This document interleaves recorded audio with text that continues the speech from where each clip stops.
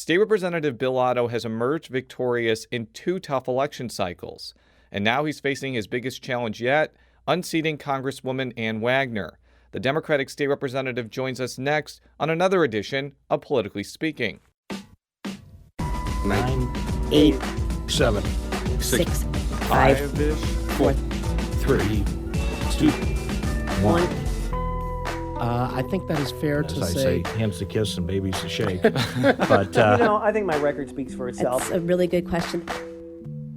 Hello and welcome to the Politically Speaking podcast. I'm your host, Jason Rosenbaum, a reporter with St. Louis Public Radio. Joining me in our studios in St. Louis is colleague Joe Mannies. And our special guest today, Bill Otto, Democratic candidate for 2nd District Congressional Office. And a state representative. State representative for the 70th House District. Welcome to the show. You're a first-timer. I'm sure you're hoping that you're a second-timer after November.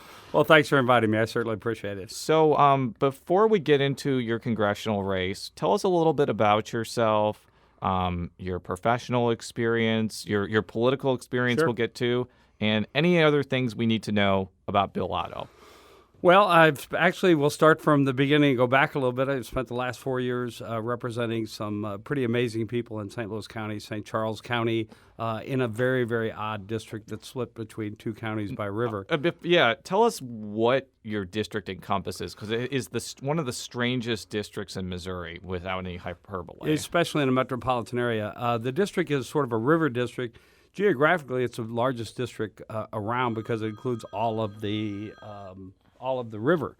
But it's Hazelwood. It's a river district west of Highway 270, Hazelwood, Bridgeton, Maryland Heights, Chesterfield, and directly west of Chesterfield across the river is a portion of St. Charles County. And you live in Maryland Heights. I live in Maryland Heights, Okay. yes, I do. Okay. And just for our listeners, as I told the representative before the show, my grandfather actually lived in your district before he passed away. The border of your district is his cul-de-sac. Right. It was fascinating to look at that on a map. If you look at the precincts and the roads and it is a very odd district. I think a lot of them are. Crossing the river where you can't drive from one portion of the district and stay in it to the other one. And it goes along the river. I've got a portion of St. Charles City, which is unusual, and I'm the only I'm a trivia question in Jeff City. I'm the only non-statewide representative that has 2 casinos in his district. Congratulations wow. for that. Okay, For whatever that's worth. Now, tell us a little bit about, where'd you grow up? Well, I grew up in North St. Louis County. Okay, what high school? Well, this is an interesting part of my life. Okay. I grew up in Berkeley, supposed to graduate from high school in 1974. I was in what I've also quite often described as a tough household. Okay. I never met my father, didn't meet my father, in fact, until I was almost about to join the Navy. And I saw my mother on very, very irregular basis, just sort of an odd thing. Lived with my grandmother quite a bit, but being my mother's mother, she was not very happy about who I looked like and what she saw in me of my father.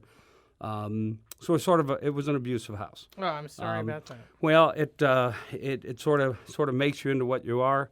At 15, my mother died, and then at that point, the authorities realized that I was not going to be able to stay in my grandmother's house, and I ended up in a boys' home in Brentwood, Missouri. And that's where I officially attended high school. Went there for actually only all of my 10th grade year and part of 11th grade. One of the things that a lot of people don't understand in the state of Missouri, the legal age is 17. So in 1972, without any place for them to put me or any programs in place, I was taken out of the boys' home and put on the street. So I guess the story of my life back then was at 17 years old, I was basically homeless. No real place to go, no home, no family. It was a tough situation for a while, but I absolutely credit my success of moving forward and being successful in any aspect of life is the teachers that took some notice of me.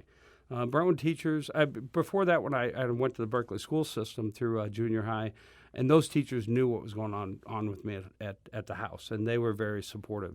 But the folks in Brentwood High School, the teachers there noticed me, paid attention, tried to help me. They knew Brentwood High School, our Brentwood School District is very small. So the teachers knew about the boys' home, and they helped me get along. And then when I ended up on the streets, the first person I lived with any length of time was a counselor from high school who had a son older than I was and younger, and let me stay at her house for a while. I got my feet on the ground.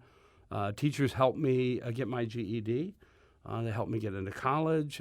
There was a scholarship program back there called vocational rehabilitation for folks that needed, I guess, rehabilitating. Maybe I did. And managed to go to Merrimack Junior College back then. And I really credit a lot of my success for teachers that took a little extra time and paid attention to me and kind of pushed me a little bit to get my GED, to start college, helped me actually get Social Security at one point after my mother died. So interesting start to life. I spent a couple of years at Merrimack, went to Umsel for a semester, didn't really feel like I was making any progress to determine who I was, and joined the Navy.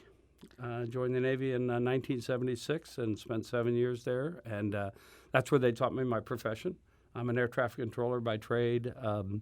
Worked at Lambert for 20 years and retired a few years ago.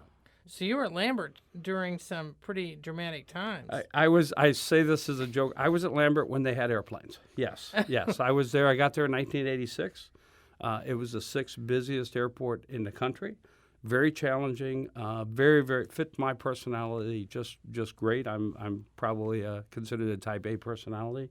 The job was great. It was just an exciting time in Lambert's history. And did you do that? How many years were you an air traffic controller for? 31 years. 31 years. And then were you in local politics while you were an air traffic controller? Well, firstly, I thought you were going to ask me is where I was in the 1981 strike. Well, I know where I was. I was actually covering it. I was in the Washington Bureau of the Post-Dispatch. I'd just been there a few months, and I remember going to, permanently, and I remember going to the PATCO press conferences. Well, I was in the Navy at the time. I was up in the Seattle area. Okay. I was in the service and ended up working in the Seattle area at an FAA facility after the strike for a bit. But no, I was in the service. Otherwise, I'd have probably been a fired air traffic controller with the rest of them. Before you were a state representative, I believe you were in local government. Is that correct? I've always been involved somehow in the community. I just think it's important. It's an example for my children, but it's part of what I am. I moved to Bridgeton in 1986 when I came back here. I'm also a guy that likes to live close to work, so it's 3.6 miles to work in the morning for me. And just got involved in the community, was on committees, on some of the commissions, and ended up running for city council in Bridgeton in 1989. And Joe, you might remember this date because on August 26th of 1989 is when the airport announced its expansion westbound into Bridgeton. Yes, I remember that very clearly. So I turned into be a relatively popular council person because I understood the technical end of what they were proposing. And the first proposal, F4, was a disaster. Just absolutely disaster technically. And of course, remember, it didn't last very long. Right. They ended up going somewhere else and eventually taking out my home and my community. Really? Like your actual home? Yeah, my home. Yeah, so and I remember when I was covering the governor's race in 92, Vince Shamel was one of the candidates, and Bridgeton residents who were really angry with how this thing turned out picketed him everywhere. Right. I mean, they were one of the contributing factors. I was going to say that was probably one of the reasons he was decimated by Mel Carnahan and didn't even do very well in the St. Louis area, I would imagine. Yes. But I'm sure there were other reasons too. Yeah, but that didn't help because they used to show up. They were very organized. It was the old Bridgeton Air Defense, which is a fascinating community organization, especially since now I am so heavily involved with Just Mom's organization around the Bridgeton landfill. Yeah, it was pretty funny because they were known as BAD for short. Bridgeton Air Defense. Yes, absolutely. So in 2012, this district was created by redistricting. I don't even know if there was an incumbent when the seat came up, but you ran for that seat. I think you were unopposed. There was a Republican primary. And it is really like one of the most competitive state representative districts in the state, definitely in the St. Louis area. So tell me a little bit about that experience and 2014, because that was also a competitive race for you, and it's kind of a sign that you have experience running in very competitive races and winning, basically. But it really fits my personality. I feel like to represent folks, to stand up for them in any sort of an entity. You need to meet them. You need to be at the doors. And I would prefer to have a competitive district where folks ask real questions about real issues. And it absolutely fits who I am and how I see politics. If we're that, but I also think that it's about public service. I think the commissions that I've been on boards from St. Peter's to Bridgeton and Pattonville and on all of that, and I want a district that'll ask me questions, a community that's involved. This district was great for me. I was councilman in Bridgeton, worked a lot with the Pattonville School District where my kids, my boys went to school. My wife went to school there. A lot of connections. Maryland Heights is a gem in St. Louis County, just one of those great communities. And the competitiveness of the district is fascinating because we'll get to some areas that are very progressive, very democratic, and then we move into areas across the river into St. Charles County where I am literally dismissed because of the party I'm in, not the job I do. Right. So So what made you decide with all this to run for Congress? Well, I two reasons, and it really started with the Bridgeton landfill, the problems there. That started in January of 13, almost right after I got inaugurated. Is that in your district? It is in the district, Okay. Yes. It is completely within the House district, and the bulk of it is in the Congressional District as well. Right. But it's one of those things that it was also in my city council district. You can believe that in the early 90s. But it is one of those issues that has to be solved at the federal level. It's one of those things that I was shocked that it has been ignored for so long. It continues to be ignored. My opponent, Ann Wagner, virtually did nothing with it until I think she realized she was going to have an opponent in this race. Finally got a bill filed, a bill that sailed through the Senate, no problem. Didn't even get a hearing on this bill until the day before the 7-week vacation that they took. So that's a big part of it. The other part is I simply don't think that the views from my opponent fit the district. I think that the district is much more progressive. I think they support women's rights. I think they support reasonable background checks for gun purchases. I think the district is diametrically different than how it's being represented in Washington, D.C. It's interesting. This district it's Republican-leaning, but it's not super Republican-leaning. No, it used to be, just for our listeners, the 2nd District used to be much more Republican than it is now. And it changed somewhat when the St. Louis area, in effect, lost a congressional seat after the 2010 census, without belaboring the point. But the bottom line is the 2nd ended up taking a part of the old 3rd, which had been at one time Dick Gephardt's district. So that includes parts of Jefferson County, pretty much all of South St. Louis County, and I guess western and some parts of central St. Louis County, and then parts of St. Charles County. That's a perfect description. And absolutely. there are some Democratic areas of that. South County leans Democratic, although it can be swing in certain times. Jefferson County is historically Democratic, but has been moving more Republican.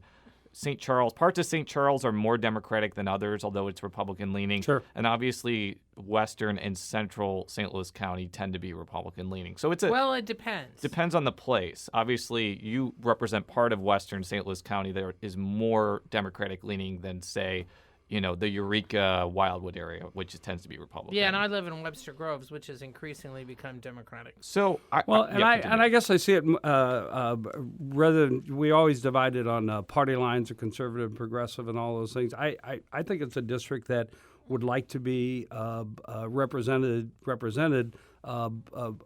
middle ground. I don't think that it's not the old Todd Aiken district, which is what the 2nd district was, and that went all the way out to Lincoln County.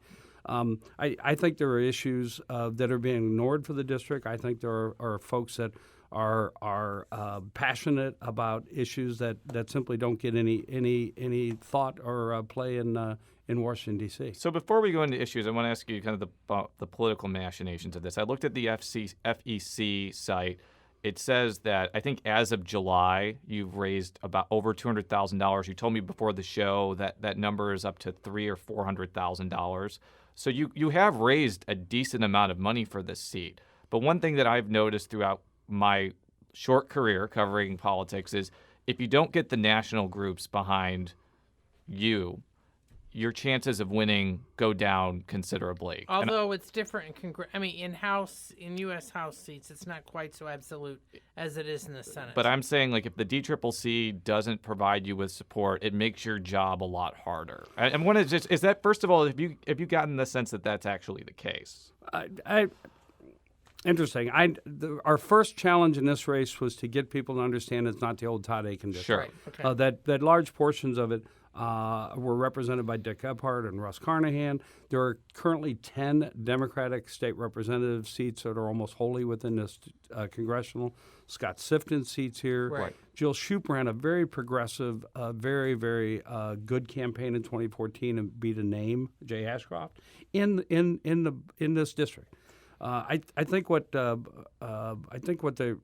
district would like to have is somebody that will pay attention to them, that will represent their needs no matter what side of the spectrum they're on, and will earn the taxpayers' money that they're paying a congressional representative. Well, have there been any debates?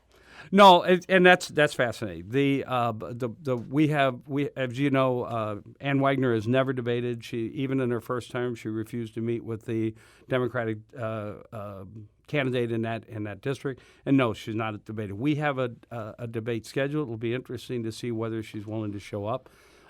I just think that for somebody who earns $174,000 a year of taxpayers' money, they should take some time to reach out to the voters, explain to them why they vote the way they do and why the policies that they hold. But I think what's notable about you deciding to run for this is the last two cycles, I think people have run on the Democratic side who are not as well known. Glenn Keenan?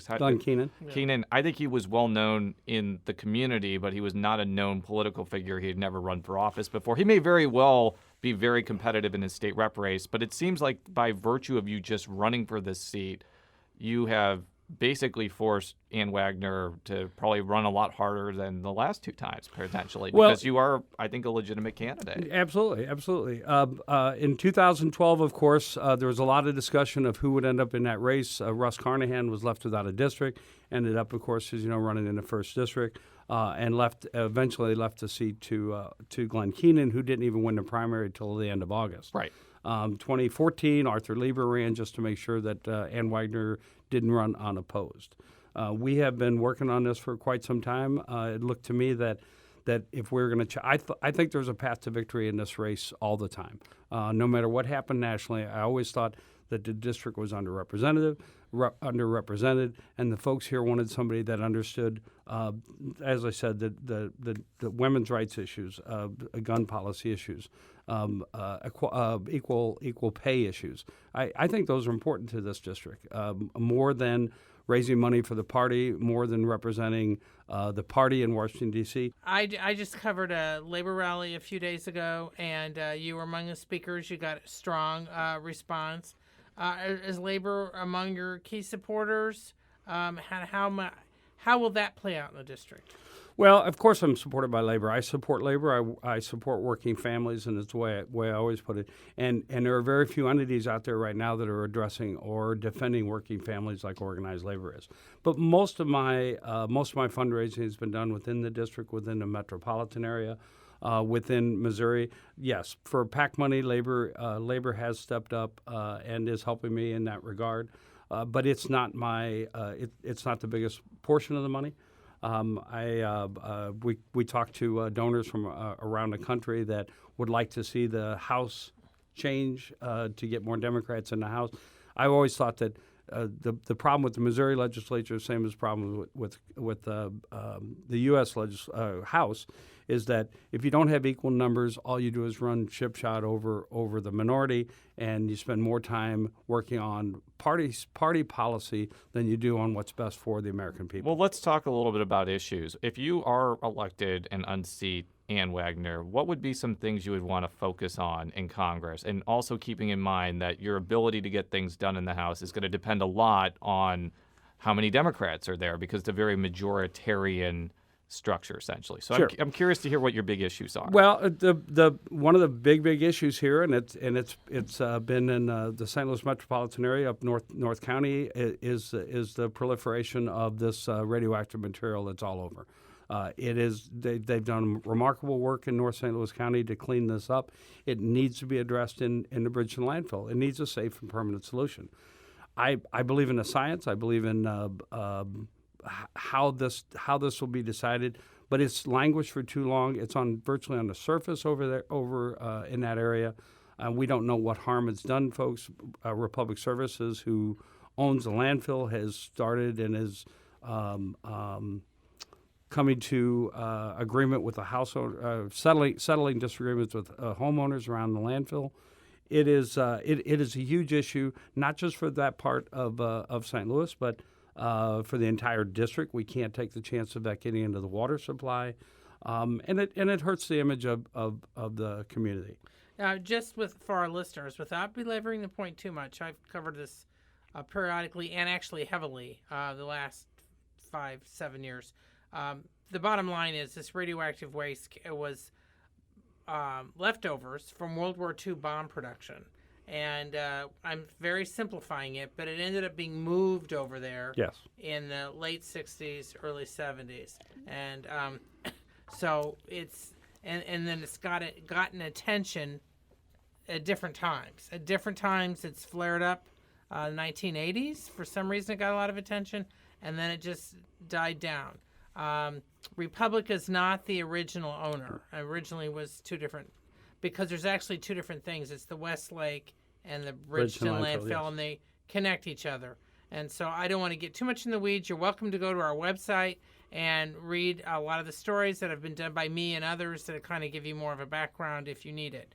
But it is an issue in this race. I think one of the big issues around that from a congressional level is I think there's a push to change who oversees it. Like, I think right now it's the EPA, and I think that some people want it to be the Army Corps of Engineers. Well, see, and part of it's overseen by the State Department of Natural Resources. So it's kind of complicated. But I want to hear about what you would want to do. Yeah, basically. you have to understand is that the landfill itself is controlled by Department of Natural Resources as far as staying within statute and affects the community.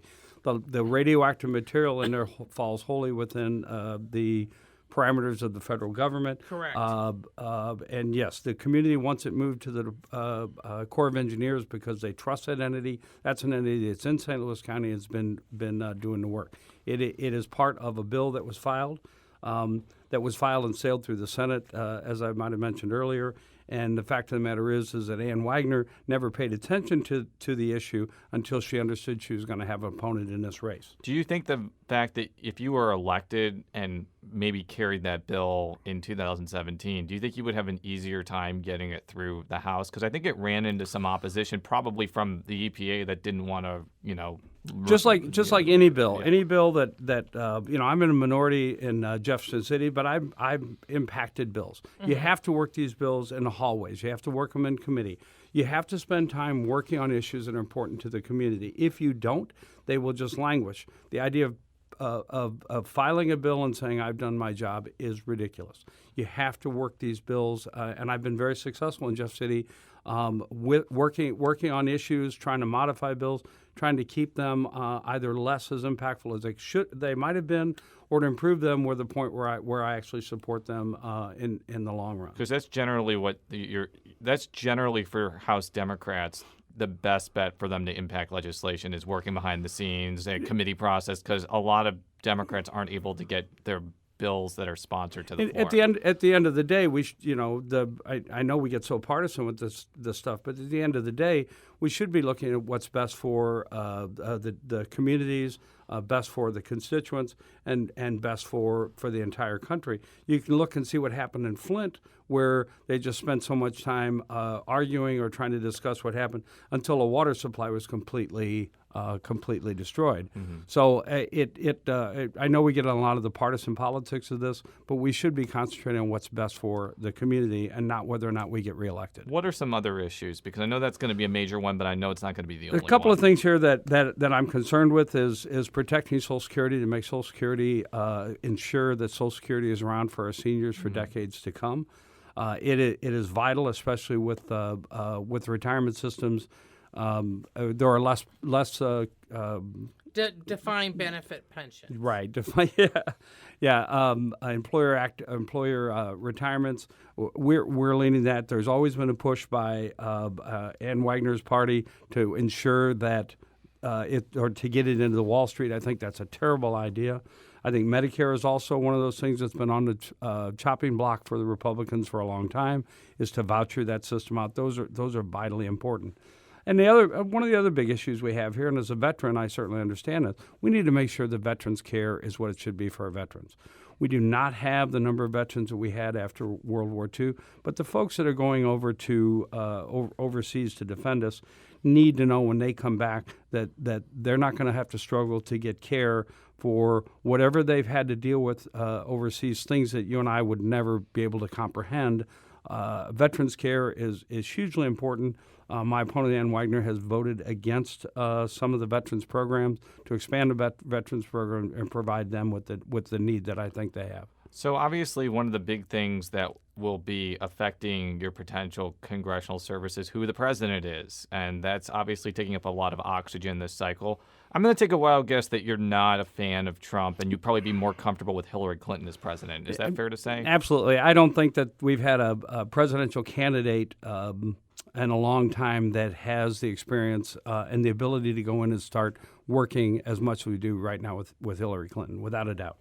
Now, how much do you think the presidential contest will affect your race? Because, I mean, there's always this speculation. I've talked about this many times. Right. As far as trickle down. I mean, do you think there's going to be much trickle down? I know that just within the labor movement, there's projections between, depending on how the information gets out, that there could be 30% or more of rank-and-file labor members who vote for Trump for whatever reason. So, I mean, do you see much trickle down in the second?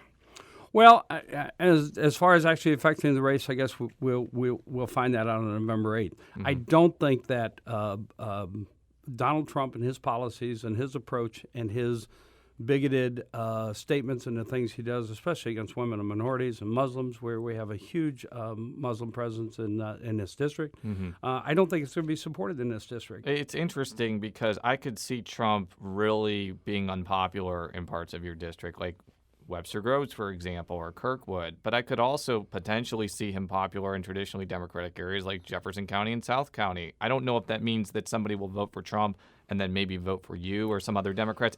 There's a lot of ticket splitting that goes on in Missouri. And as you said, we aren't going to know the exact dynamics of the presidential race until November 8th, basically. Sure.